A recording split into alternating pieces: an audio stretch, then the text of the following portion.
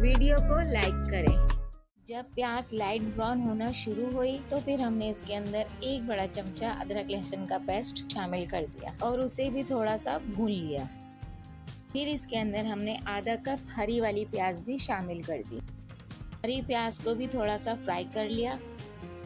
4 अदद मोटी वाली हरी मिर्चें काट कर शामिल कर दी और कुछ मसाले शामिल कर दिए। 1 बड़ा चमचा चिकन पाउडर, आधा चमचा पिसी हुई हल्दी का, 2 बड़े चमचे लाल कुटी हुई मिर्चों के, 1/4 चमचा नमक का, 2 बड़े चमचे चिली सॉस के, 2 बड़े चमचे सोया सॉस के, 3 बड़े चमचे व्हाइट सिरके के, आधा कप केचप का।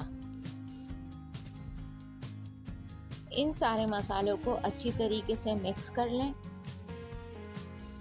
फिर इसके बाद जो हमने पहले चिकन तैयार करके रखी थी, अब वो इस टाइम पे इस मसाले में शामिल कर दें और इसी के साथ ही बंद गोभी आधा किलो थी, वो भी हमने बारीक काट कर